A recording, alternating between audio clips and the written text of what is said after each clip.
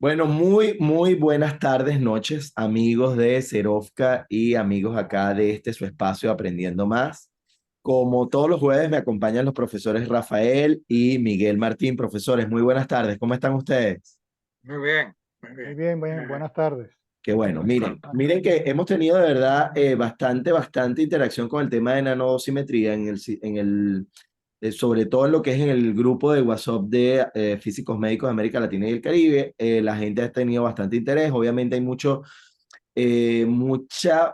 o hay poca información desde el punto de vista, digamos, generalizado, que precisamente es una de las cosas que queremos impulsar acá y de este grupo de entregas sobre nanosimetría, lo que buscan es obviamente no sustituir lo que pudiese ser una formación formal sobre este tema, pero Exacto. sí, evidentemente, ir discutiendo sobre algunos de los parámetros más importantes que tenemos allí, ¿no? Y hemos venido construyendo las bases desde lo que era la radiobiología, luego las interacciones, digamos, a través de todo el análisis que hicimos con radioterapia, abordamos el tema de radioterapia flash, y luego pasamos al caso de nanosimetría, vimos y fuimos evaluando justamente qué era lo que estaba ocurriendo en términos prácticos, digamos, a ese nivel. Y finalmente, bueno, una vez transcurrido todo lo que era el tratamiento nanoscópico y estocástico de la interacción de la radiación con la materia, esas bases para la nanodosimetría, habiendo desarrollado toda esa primera fase física, bueno, definitivamente nos toca, como bien lo decía el profesor Rafael, en la primera de nuestros encuentros sobre este tema, era, bueno, tenemos que llegar a un punto en donde abordemos la importancia de los métodos de imágenes, es decir, esa nanodosimetría en laboratorio, que es lo que vamos a ver hoy, y de manera subsiguiente, ya para la semana que viene, vamos a ver un poco de nanodosimetría, pero en la parte de aplicaciones con el tema de Jan4, y vamos a ir analizando un poquito de lo que tenemos allí. Así que bueno, obviamente, bienvenidos todos y bueno, vamos a comenzar, profe. Ok,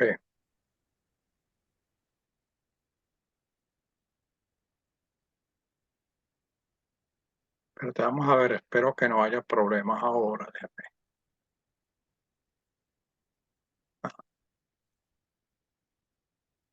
ver. Sí, como que lo montó bien. Se ve Perfecto. perfecto, se ve perfecto. Sí, ok. Entonces, el tema de hoy sería el de nanosimetría en el laboratorio. Vamos a comentar algunas cosas allí que pudieran ser centrales. Lo que vamos a ver es que hay un acercamiento al problema, pero que no va a resultar completo. Y de hecho, lo que va a pasar al final es que vamos a tener que basarnos en lo que se obtiene en el laboratorio para luego pasar a considerar las simulaciones como el método que nos pueden dar respuestas a una serie de fenómenos. Entonces, tal vez lo primero que comentar es que posiblemente lo que vamos a discutir hoy en un futuro sea superado con el desarrollo de métodos ópticos. Aquí tenemos algunas imágenes que tienen que ver con eso, donde bueno, en el caso del bloque de la izquierda, tenemos la tinción con una proteína que es la gamma H2AX, que nos permite ver aquí, siempre el software me juega la mala broma de cambiar el orden de las letras. Aquí yo puse ADN, él para corregirme me pone AND. Pero bueno, esto es ADN. Nos permite ver las roturas dobles en ADN en células. Acá, esta imagen que tenemos acá corresponde a lo que vendría siendo las huellas de este tipo dejadas por lo que viene por la irradiación con rayos gamma. Ujú. Acá en estas dos figuras lo que tenemos es lo que corresponde al transporte de iones. Lo que vemos acá son células. Lo que estamos viendo acá es a la escala de micras entonces. Las técnicas de imágenes que hay para esto están alcanzando una resolución que es muy buena, pero todavía, con todo el esfuerzo que hay, no permiten proceder a hacer una determinación de la dosis en esa forma. Aún hay un cierto trecho que hay que recorrer para que eso suceda. Yo no tengo la más mínima duda que eso va a ocurrir en el futuro. Sin embargo, lo que vamos a comentar hoy es lo que tenemos efectivamente en el presente para acercarnos a la meta de poder, en un futuro no muy cercano, llegar a determinar las dosis a escala de nanómetros, ¿no?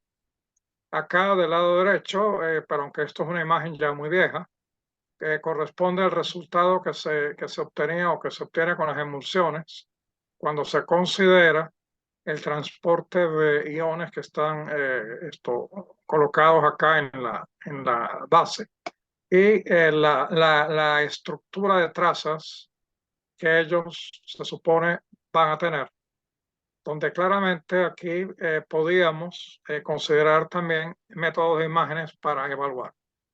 Todo eso, como dije hace unos minutos, está en el proceso de crearse en un breve lapso. Pero entonces ahora pasamos a lo que tiene que ver con lo que sucede hoy, ¿no? Y para eso hay que empezar con la historia en el 2006, que sería la nanodosimetría que se realiza con gases a baja presión, que vamos a decir hasta el presente es lo que vamos a tener, que nos permite llegar a generar los datos, el cuerpo de datos con los cuales eventualmente uno haría una nanodosimetría con las simulaciones, que es lo que vamos a ver hacia el final. Entonces, este trabajo que tienen los cinco protagonistas, pero el líder sin discusión es Grossman, aquí que está en el centro. Entonces, aquí la idea cuál es: hacer la medida del depósito de energía que debe corresponder a la reacción ionizante a una escala equivalente a la correspondiente a la molécula de ADN en agua. Entonces, el problema está planteado como hay un escalamiento con propano. Ese escalamiento con propano nos va a permitir hacer algo que va a parecer muy curioso. La medida como tal la vamos a hacer a escala de, de, de milímetros, pero va a esto corresponder a nanómetros. Entonces, lo que va a pasar es que el propano en forma de gas a muy baja presión, ya vamos a ver cuáles son las presiones, en términos de lo que tenemos que manejar, se va a comportar como agua equivalente y el que eso sea así se justifica por el comportamiento que van a tener los rayos delta, que son electrones, ¿no?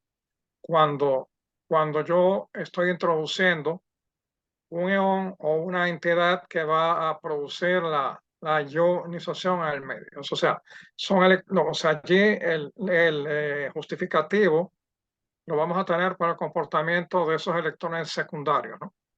Y vamos a decir, va a haber equivalencia porque el camino libre medio es el mismo que vamos a tener en el agua.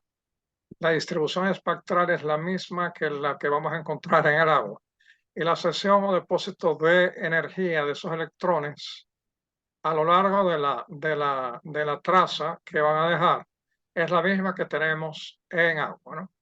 Entonces, ¿cómo se justifica esto si se quiere en números? Bueno, primero hay que tener claro lo que es el poder de frenado. El poder de frenado, que ya vamos a hablar del poder de frenado en estos dos casos ahora, es el valor esperado de la tasa de cambio de energía cedida por unidad de longitud por una partícula del tipo Y y energía cinética T en un medio de número atómico Z. C, el símbolo que se usa para representarlo es este. Las unidades serían estas porque es energía entregada o cedida por unidad de longitud. Tenemos particularmente, por el uso que va a tener para el manejo de dosis, el poder de frenado másico, donde tomamos la cantidad anterior y la dividimos por la densidad del medio absorbente. Y claro, entonces las unidades ahora cambian, sentido que van a ser unidades de energía por área entre masa.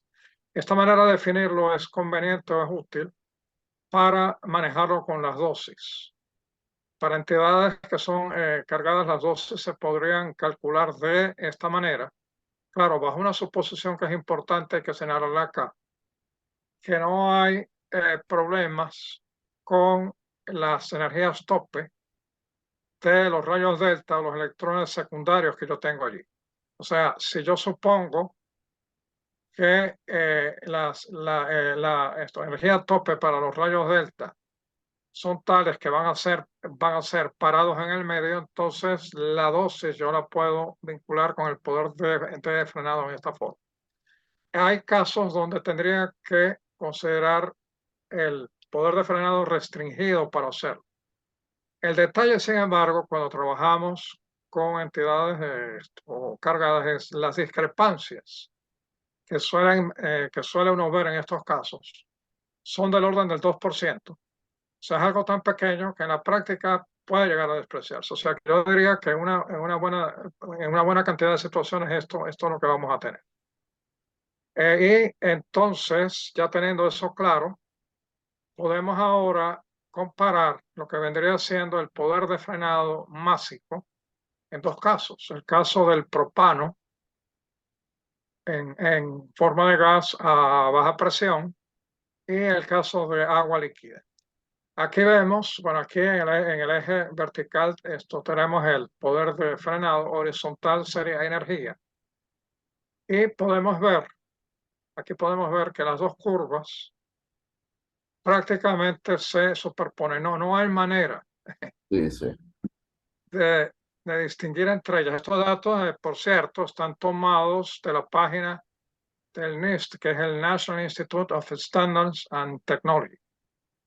Okay, entonces aquí prácticamente no vemos diferencia.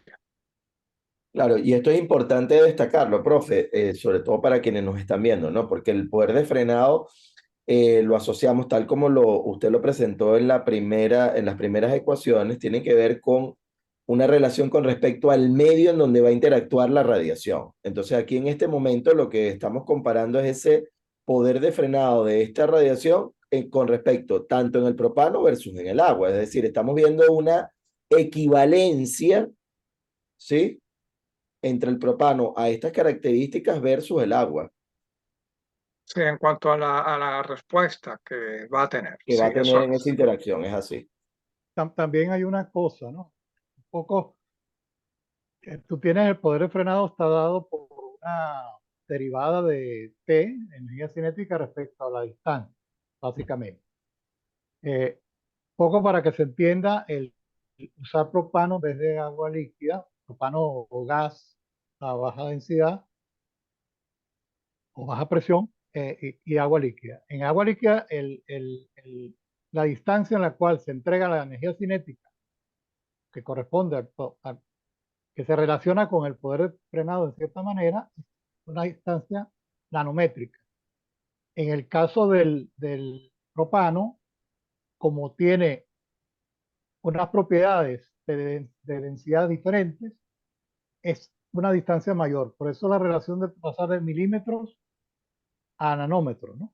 Sí, sí, eso Sí, es. así Sí, es. eso vamos a O sea, comentarlo así. un sistema equivalente que nos permite ver la dosimetría que ocurre Sí, en un sistema nanométrico usando uno milimétrico. sí. Okay. Sí, ese es el truco para poder llegar o sea, para poder llegar a los números que determino experimentalmente, sí. Uh-huh. Porque bueno, aquí hay más sobre este tópico, ¿no? Que tenemos que. El otro punto que es importante es el concepto de alcance, que también vamos a ver que sucede allí esencialmente lo mismo. El alcance de una partícula cargada que tiene un tipo y una energía inicial determinados en el valor esperado de la longitud P del recorrido que sigue hasta llegar al reposo, no tomando en cuenta el movimiento térmico en este caso. Aquí podemos verlo en la figura, ¿no? Si este es el medio, aquí tengo la partícula cargada que se lanza. Si este es el medio que yo considero, ella, por ejemplo, sigue este recorrido que vemos acá y aquí tenemos finalmente el punto de parada, ¿no? Entonces el alcance sería, cuando yo mido la longitud de esta trayectoria, el alcance sería el valor esperado, o sea que estamos hablando de un promedio de la longitud P, que tiene que ver con el recorrido que tenemos acá. Acá las longitudes por el manejo de dosis, conviene manejarlas como el producto de lo que típicamente llamaríamos una longitud por la densidad del material. Entonces, como es el producto de la longitud por la densidad del material, la manera de medirlo termina siendo, aunque es una longitud, termina siendo gramos por centímetro cuadrado, como lo estamos presentando acá. Hay otra cantidad, o sea, sobre el alcance, este sería el concepto base. Pero luego tenemos el alcance proyectado, que se simboliza en esta forma, o sea, con paréntesis angulares, de una partícula de un tipo y energía inicial determinados en un medio dado, y eso va a ser el valor esperado de la máxima profundidad, ya que el concepto difiere, de penetración TSF de la partícula a lo largo de lo que vendría siendo la dirección que tenía en el momento de incidir, ¿no? Como lo estamos viendo en la figura, si P es este recorrido, ¿ok? Acá esta es la dirección de incidencia.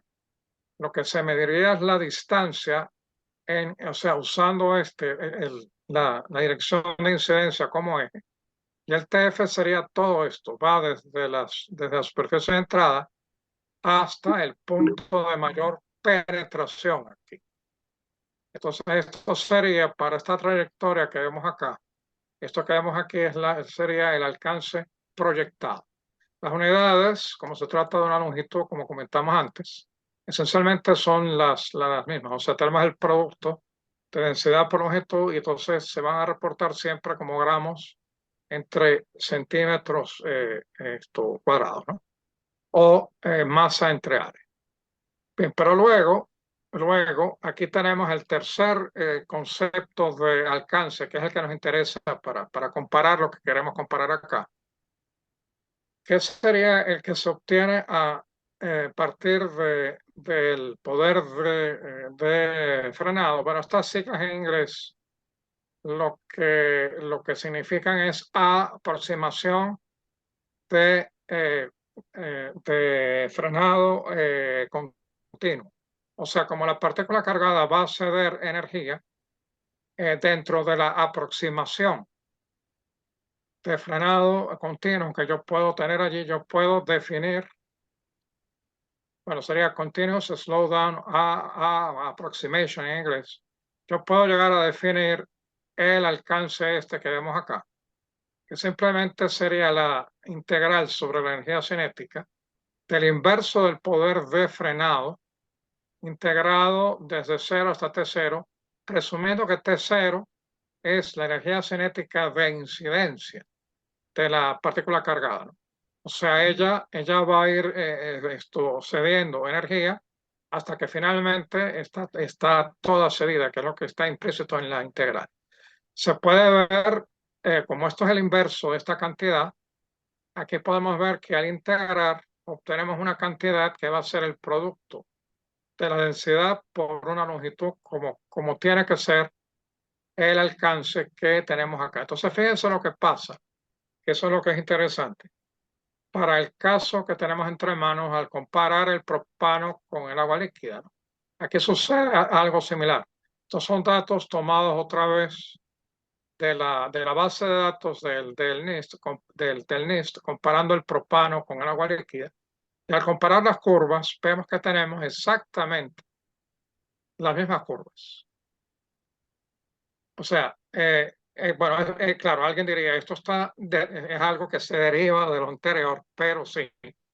Pero entonces, en lo que respecta al alcance que se estima basado en esto, el comportamiento del propano y del agua va a ser el mismo. sea, eso es lo que esperamos que suceda. Entonces ya basados en eso, bueno, es que vamos a comentar algo más sobre este trabajo que estaba presentándoles al comienzo. Aquí tenemos los detalles del arreglo experimental del trabajo que en el 2006 fue, por decirlo así, una piedra importante esto colocar. Aquí, aquí tenemos lo que comentamos antes. Aquí hay una cámara donde va a tener lugar, donde van a tener lugar los eventos que son fundamentales. Esto que está aquí es lo que vendría siendo en lo que llamamos el volumen sensible. Sensible en el sentido que es donde uno va a tratar de obtener información que vamos a medir. Es el volumen que se va a afectar para la medición que yo quiero hacer. El volumen que tenemos acá, y aquí lo pueden ver por la escala que tiene esto, aquí pueden ver, esto tiene 50 milímetros. El volumen que yo tengo acá va a venir dado en milímetros en este caso. Pero por efecto de lo que acabamos de mencionar, la escala nos va a permitir pasar, el tratamiento de la escala nos va a permitir pasar de lo que es un milímetro, verlo de manera equivalente acá como algo que va a tener el tamaño de 3 nanómetros.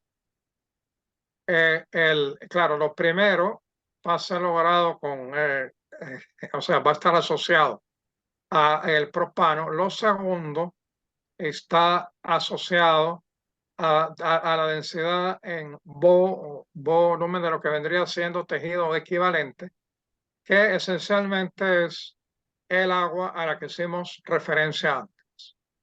Pero entonces lo interesantísimo de esto es que basado en que puedo establecer esta vinculación, lo que es un volumen sensible de milímetros pasaría a ser equivalente a un volumen sensible en nanómetros en este caso.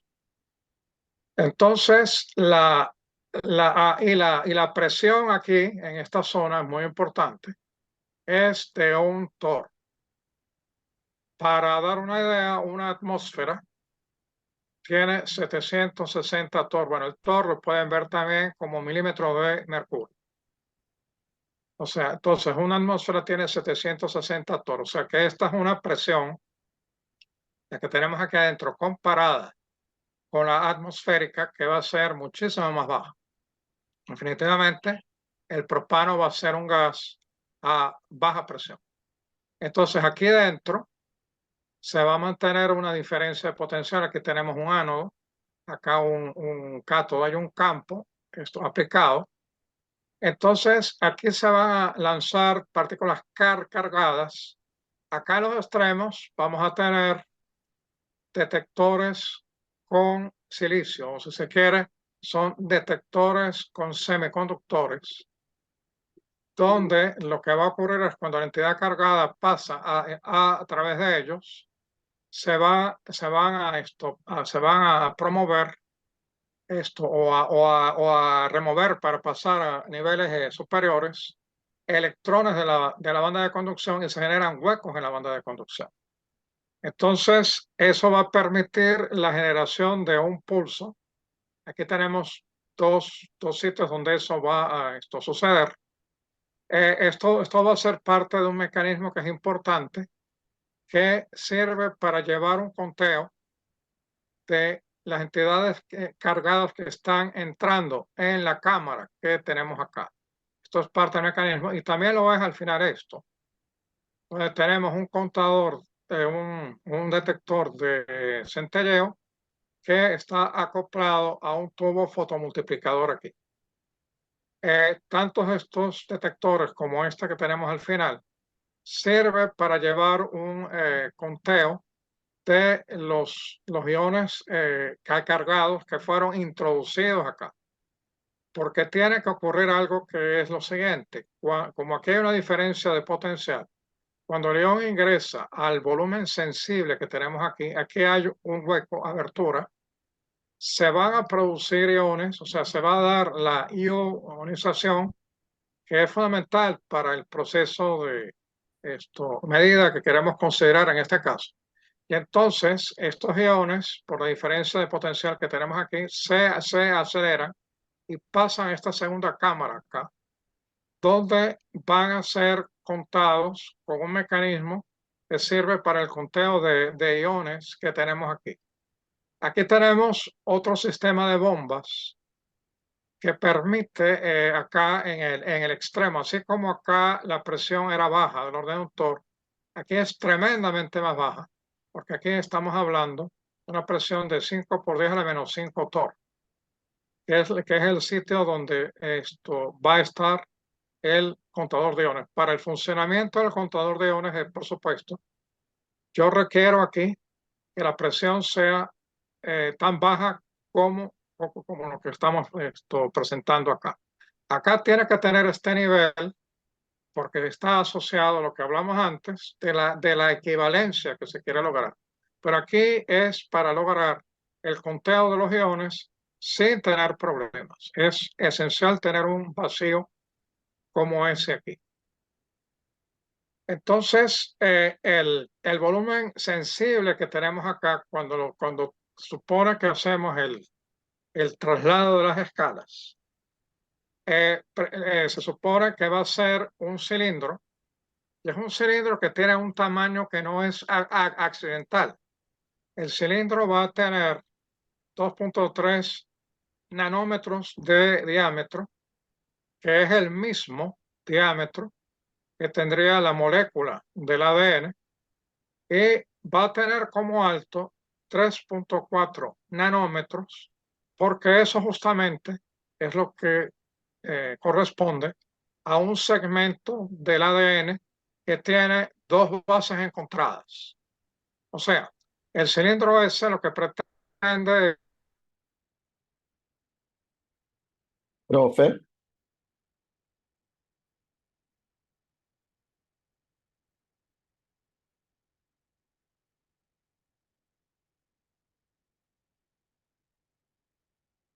a ver, vamos a ver que perdimos un poquito de comunicación, pero ya vamos a resolver. siendo un sistema real en lo que respecta a las ionizaciones, ¿no? Pero antes, Ajá, echa para atrás un momento que tengo una pregunta. ajá. En principio, esas dimensiones que está describiendo del volumen sensible son las dimensiones equivalentes Sí, esa es la, o sea, la que en el me... sistema. Es decir, eso tiene un equivalente en milímetros. No, porque un poco nuestro Claro, está público bien. puede pensar No, no, que no, pero es que eso fue... el orificio es tremendamente pequeño como para tener Exacto. el diámetro del ADN. No, No, no, no. tiene un Ah, diámetro en milímetros. Claro, y por sí, eso están sí, sí, hablando sí. del escalamiento, o sea, este cuadrito que ustedes ven en pantalla que habla del escalamiento es precisamente esa correspondencia de milímetros a nanómetros, ¿no? Para que la Exacta, audiencia Sí, exacta, exacto. pueda tener exactamente. visión y quede claro, sí, sí. Sí, sí, sí, pero entonces, para que no haya duda, el volumen cilíndrico que tenemos acá, la escala que tiene verdadera es milímetros. Es Sí, correcto, eso sí, es. correcto. Y el orificio es, milímetros también aquí. ¿Ok? Bien. Pero en términos de lo que hablamos antes, Ujú. o sea, en términos de las ionizaciones que Sí, se van a producir y el depósito de la energía allí equivale a la escala de nanómetros. Ese es perfecto. el punto fundamental. Es ¿Ok? así. Sí. Bueno, entonces ahora resultados que se obtuvieron con eso en una primera instancia. Aquí hay que aclarar esto un poco más por el título, porque aquí ponemos resultados con eventos cero, que es no detección de iones en el volumen sensible. Puede ocurrir, y ocurre experimentalmente, que se lanza o sea, aquí en este caso, se lanza el ion que vemos por la izquierda y no se registran iones acá que deben ser producto de las ionizaciones que debo tener acá en el sistema de conteo. No hay, no hay registro de ellos. Eso puede ocurrir. Hay eventos que tienen esa propiedad. Entonces, aquí vemos lo que vendría siendo la frecuencia con la que aparecen los cúmulos o los agregados de ionizaciones contra el tamaño de los cúmulos, que lo que quiere decir es el número de ionizaciones que yo voy a tener por cada uno en función de ese número. Entonces aquí vemos que los resultados experimentales que ellos obtienen o que obtuvieron en aquel momento vienen dados por los triángulos que vemos acá. En tanto que los resultados experimentales, perdón, o sea, lo que dije, los resultados experimentales son los triángulos, los resultados de la simulación tienen que ver con las cruces que vemos abajo. Algo que es notorio acá y que es interesante es que en primera instancia la simulación hace el conteo por debajo. Pero acá en los resultados experimentales, no hubo sustracción, no fueron removidos los eventos cero.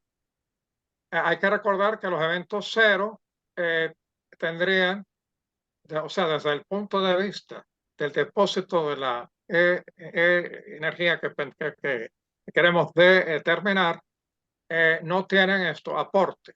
Entonces, la simulación se está colocando por debajo de lo que yo tengo aquí, que yo tendría que descontarlo de alguna forma.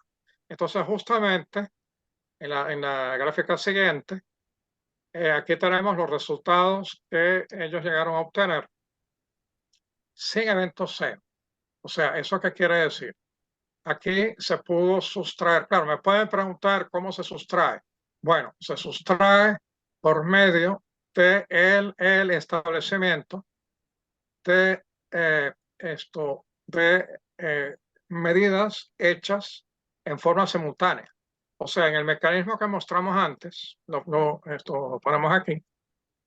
Acá en el conteo de iones, yo registro llegada de los iones, pero eso tiene que, en coincidencia, ocurrir con la llegada que tengo acá del ion que estoy lanzando acá, que es el que provoca la situación que yo tengo aquí. O sea, la primera curva fue un conteo que se hizo sin implementar el mecanismo de coincidencia que permite que solamente cuando hay coincidencia yo cuente. Entonces, cuando no conté, porque no lo hice en coincidencia, se obtuvo esto. Cuando se hace el conteo en coincidencia, entonces ya hay una sustracción allí. Lo que vamos a obtener es lo que vemos acá. Acá vemos, y es muy interesante lo que se obtiene acá con las simulaciones. Las simulaciones, desde el inicio de estos experimentos, han ido de la mano con todo lo que se hace. Entonces, acá los resultados experimentales serían los rombos que vemos aquí negros. Y aquí tenemos tres situaciones que se pueden hacer con las simulaciones o se pueden seguir. Pues con las simulaciones, una ventaja que no tiene es que uno le puede poner interruptores. Interruptores en el sentido de apagar efectos o de eliminar entidades. Eso con la idea de que cuando yo hago la comparación, yo pueda tener una idea del peso que puede tener cada uno.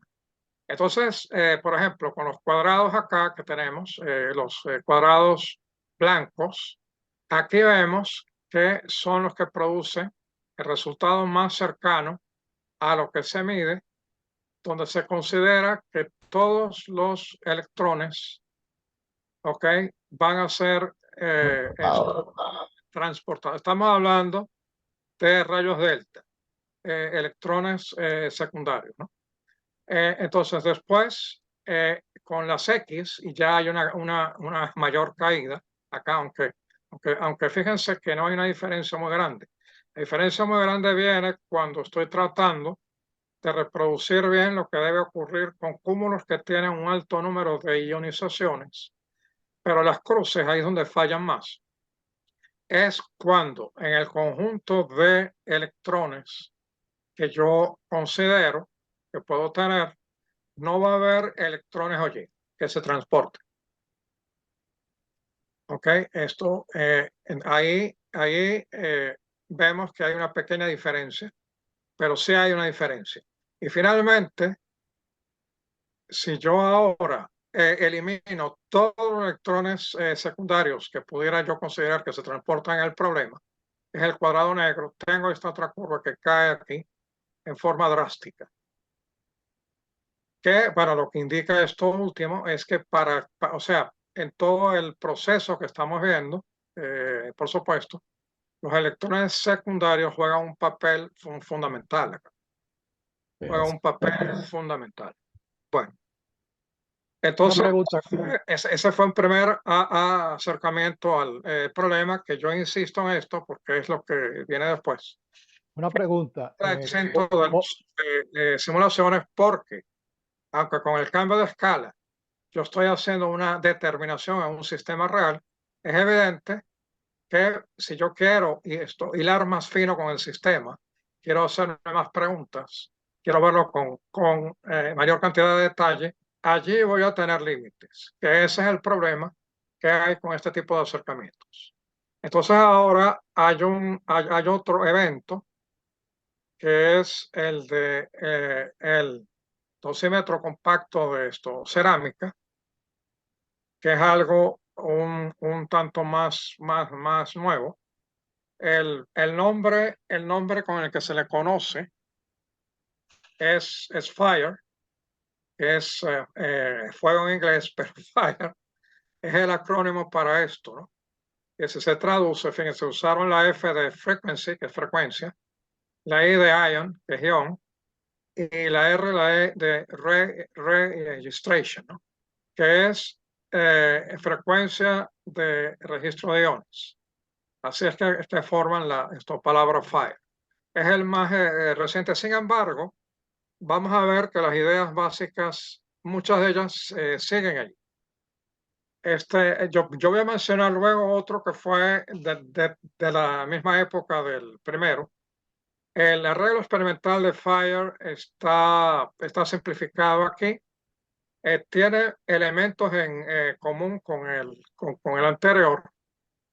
Aquí tenemos una pieza de cerámica que es de óxido de circonio dopado con óxido de itrio, que tiene una resistividad de 10 a la 10 ohmios por centímetro, y que tiene aquí el espesor que tiene esto es de 10 milímetros. Entonces acá tenemos un cátodo, acá ánodo, ¿ok? Aquí ahora el juego es totalmente diferente. Aquí tenemos la cámara de propano, que acá, por ejemplo, la distancia que tenemos aquí para dar una idea es del orden de 11 milímetros. Entonces, aquí tenemos una cámara con el propano que señalamos antes aquí, el acercamiento.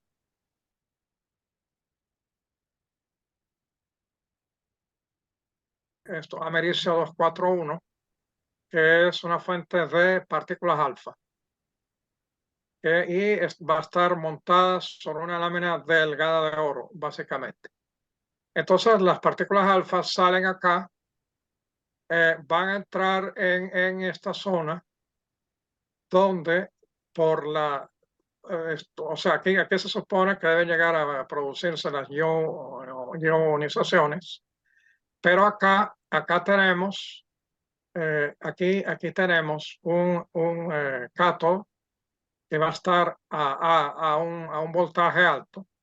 Aquí tenemos esto, básicamente la posibilidad de crear una situación por medio de la cual, cuando la partícula alfa entre acá, aquí fíjense el potencial, esto aquí es tierra, este potencial es positivo con respecto a tierra, se va a producir aquí como resultado de esta situación una cascada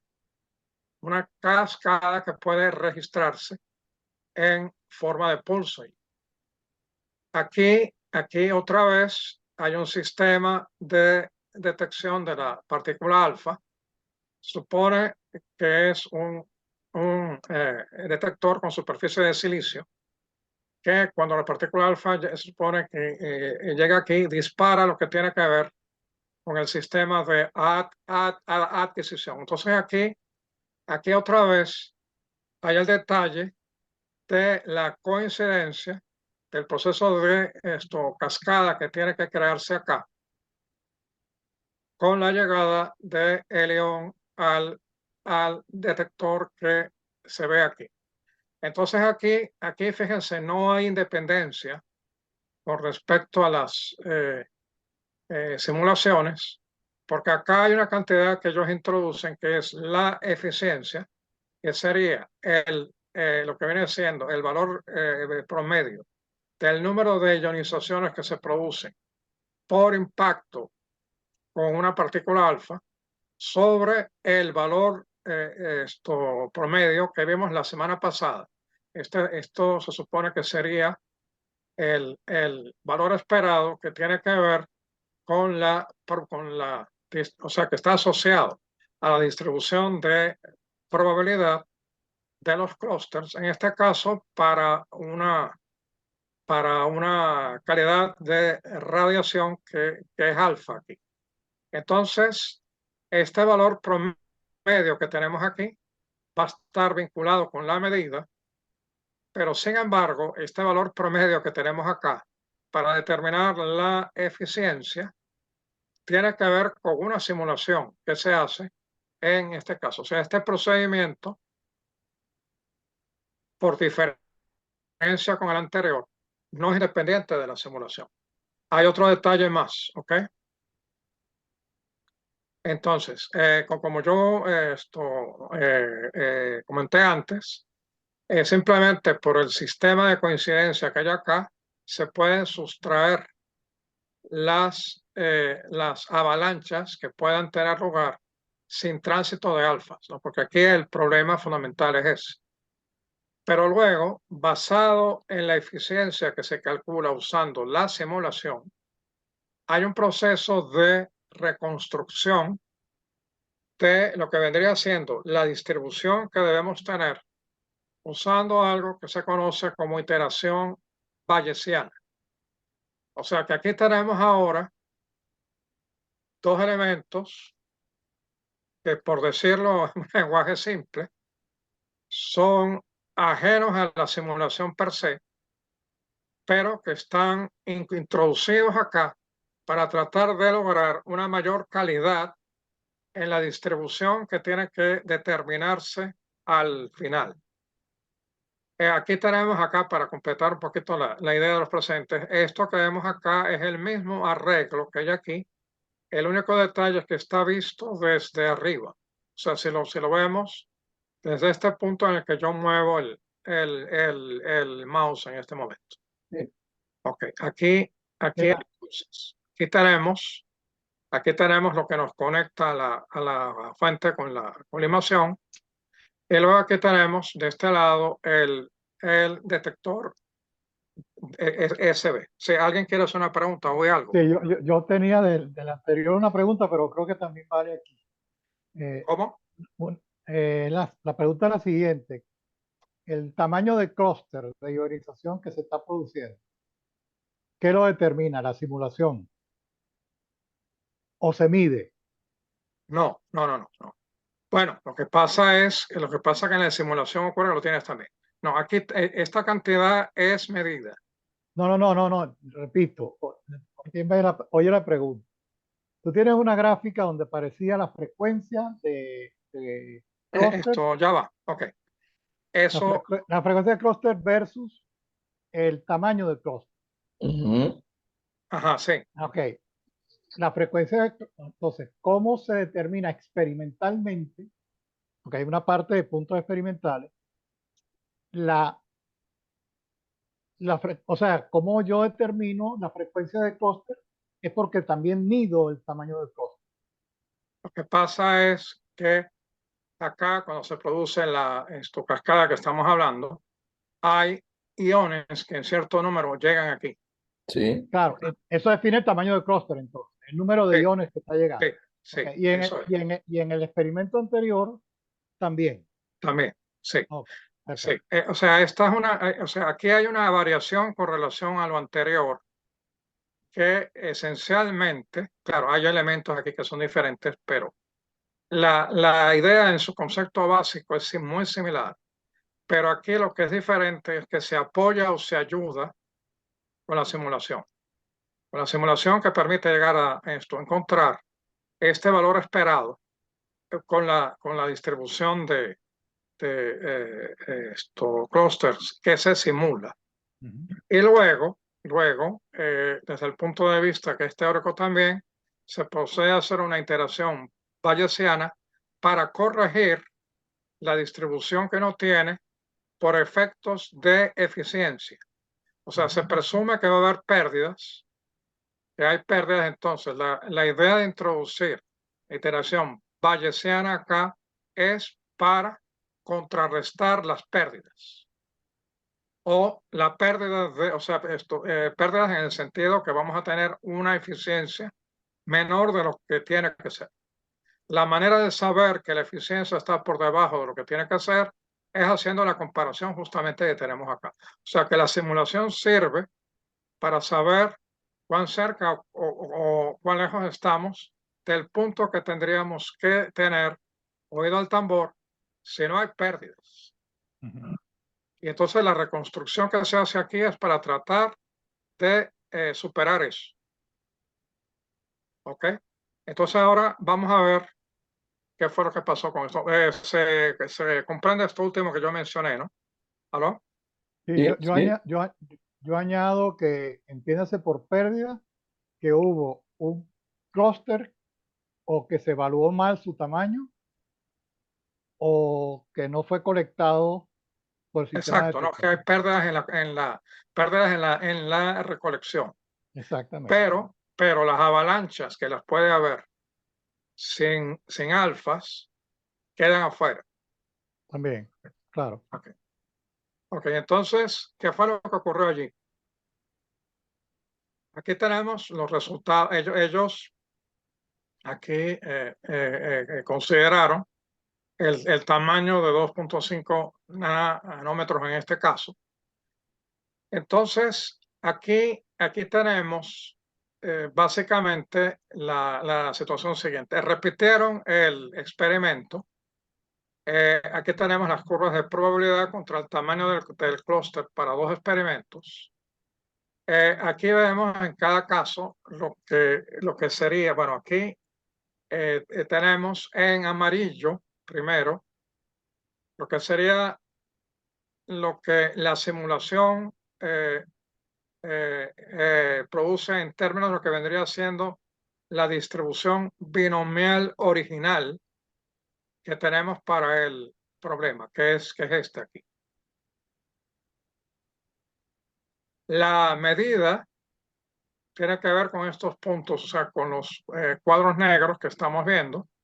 Aquí vemos que las dos mediciones se acercan, pero yo creo que está claro que no son exactamente iguales.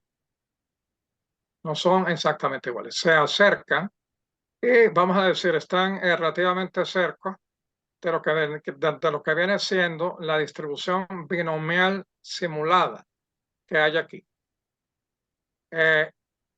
Luego se hace uso de la reconstrucción por iteración bayesiana, que es lo que vemos con los puntos azules, con los puntos azules aquí. Y también, o sea, con los puntos azules, que eso se hizo con el GEAN4, pero se consideró también alternativamente con el otro software que hay disponible para considerar la simulación, que es el TOPAS. O sea, Que que es se un, trabaja tanto con GEAN4 como con TOPAS. es un Jan 4 también. ¿Eh? Es un Jan 4 también. Sí. Bueno, es una versión de, sí, pero tiene, ok, pero digo, típicamente la gente lo considera aparte. Sí, sí, yo Claro, sé. sí, Es pero una Sí, bueno, versión del Jan 4, pero lo considera separadamente. pero ya va. En la iteración bayesiana, tú dices que también es hecha con Jan La 4. iteración bayesiana lo que hace es simplemente tratar de compensar por las pérdidas que hay en la recolección y la caída en la eficiencia. Entonces, el producto final sería, el producto final a reportar sería los puntos en color azul aquí. Está bien, pero no es con Jan 4. Lo que es con Jan 4 es el TOPAS. No. No. El azul, el azul se hace también, se hace esto también con la simulación, porque hay que recordar, vamos a Ok. recordar, que para poderlo hacer, yo tengo que partir de la eficiencia que tengo aquí y tengo que generar esto primero. Ujú. El M1 de alfa hay que generarlo con una simulación. Claro, ok. O Ok. sea, en el proceso de reconstrucción por iteración bayesiana, la simulación está incluida también. ¿Ok? O sea, la simulación no es que quedó afuera. O sea, no es que la reconstrucción por iteración bayesiana ocurre sin simulación. No. Se basa en la eficiencia que se calcula aquí. Para poderlo hacer, tiene que calcular el M1 de alfa. Para calcular el M1 de alfa, tiene que producir la distribución primero.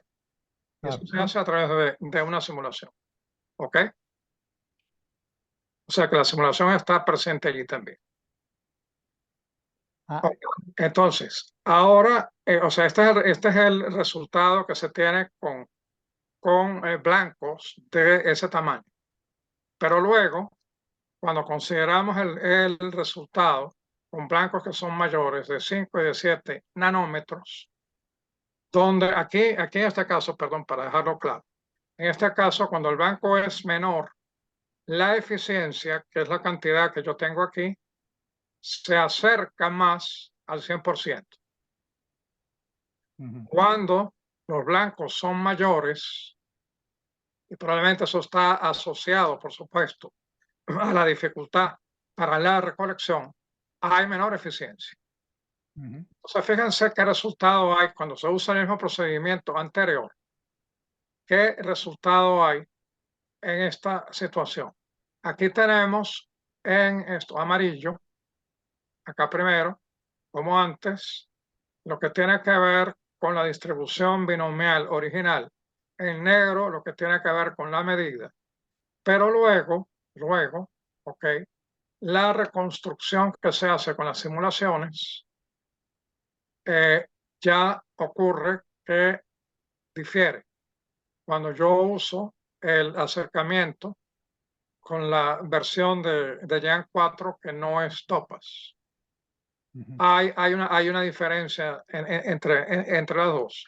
Y la diferencia, la gente se la atribuye a que aquí partimos de una situación más inconveniente porque, como dije antes, si vamos para atrás, la eficiencia que se va a tener aquí, debido a que el volumen sensible a considerar es más grande, va a ser menor.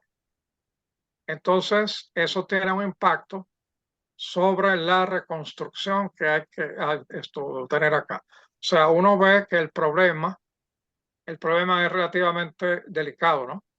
Sí, sí, ¿Aló? sí, sí, totalmente. Aquí no, aquí hay que, o sea, hay varios elementos que uno tiene que tener esto amarrado. Está el trabajo más nuevo que hay. Hay otro anterior, que es este, que es famoso, el Star Trek. Profe, yo no sé si en aras del tiempo presentamos el próximo jueves o nos da tiempo de unos 10 minuticos de... Porque, No, lo que tengo que comentar aquí en unos 10 minutos lo puedo terminar. ok, ok. Acá, este es un experimento que ocurrió justo después del que señalé primero en el Sí, 2007. La concepción es similar. La concepción es muy similar, ¿no? Acá tenemos el haz que debe incidir. Acá va a haber un detector en dos dimensiones que registra que el ion realmente supone que penetró. Acá hay un sistema de colimadores. Acá hay básicamente un separador de dos ambientes, ¿no? Acá tenemos un vacío de 10 a la menos 6 milibar. Un bar equivale a una presión atmosférica. Y acá tenemos la cámara con el propano a 3 milibar. Entonces, este milar que tenemos aquí sirve para separar estos dos ambientes.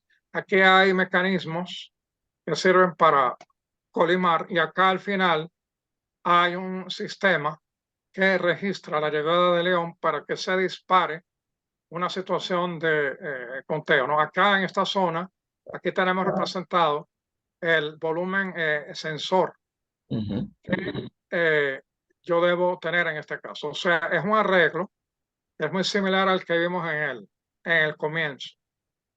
Entonces, ellos trabajaron con partículas alfa de 5.4 MeV. Aquí tenemos el resultado de la curva de probabilidad contra el tamaño del clúster para un parámetro de impacto nulo. O sea, lo que quiero decir es que la partícula alfa, cuando se considera su trayectoria, ella en la trayectoria pasa por el blanco directamente. Ya acá vemos el comportamiento ya típico que presentamos en los experimentos anteriores. ¿Okay? Acá al final, por supuesto, acá el tamaño de los errores en esta zona es tan pequeño que es el tamaño de los puntos que se colocaron acá. Pero conforme el tamaño del clúster va creciendo, las incertidumbres se hacen, como es lógico, mayores. Acá cuesta más trabajo llegar. Entonces, pero también vamos a verlo acá. Aquí vemos la escala de probabilidad, que es lo que es log. El peso de la cola que tengo acá comparado con el total es algo que pudiera ser considerado despreciable si uno está pensando en algún tipo de aplicación práctica. Entonces, cuando consideramos el tamaño medio de los cúmulos versus el parámetro de impacto, que es esto que vemos aquí, y eso comparado a cuando ponemos referencia acá, que es lo que tiene que ver con los círculos, la referencia es esta publicación que vemos aquí, donde lo que se hizo fundamentalmente es una simulación. O sea, aquí estamos comparando los resultados de la medida con la simulación y vemos que el comportamiento es relativamente bueno, excepto al final donde hay una separación que se atribuye a la pérdida de eficiencia. Pero también es verdad que acá estamos hablando de cantidades de ionizaciones por cúmulo que son tremendamente altas y viéndolo en términos de lo que está planteado aquí, con menos, con menos presencia. Porque esto que tenemos acá es el primer momento de la distribución. Pero esto tendría menos presencia en este caso. Entonces, ya llegando las cosas al punto que comenté con el trabajo anterior del 2021, Ujú. esto sí ya podría quedar para la próxima vez, que es el uso de simulaciones. O sea, visto que pudimos hacer esas determinaciones, entonces el paso siguiente a dar, okay, ya teniendo claro que el escalamiento con propano nos permitió hacer medidas para tener una idea del tamaño que tiene que ver con el depósito de energía en estos casos, ¿ok? Ya ahora esas medidas pueden ser usadas como referencia para hacer lo que vendría siendo la validación de lo que se puede obtener con simulaciones, porque hay algo que es real, ¿no? Por el momento, las medidas que quisiéramos hacer, que tienen que ver con la primera lámina que yo mostré, donde ya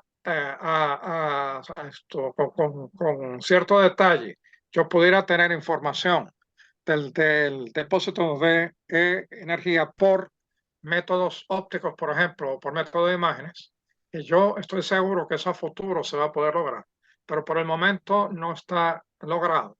Frente a la dificultad de manejar eso, ¿ok? Y que tiene que ver con el manejo de la misma escala.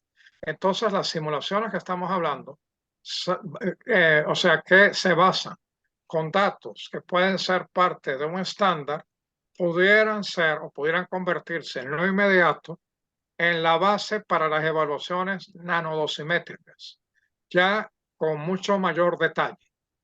O sea, entonces aquí el, el matrimonio que ya vimos que en cierta forma había con las simulaciones, con las determinaciones como comentamos antes, ya cuando se hacen consideraciones de este tipo, las simulaciones ya podrían pasar a otro estatus, podrían convertirse en una primera instancia como la herramienta que ya nos permite tener información más detallada de los sistemas en los que vamos a tener interés.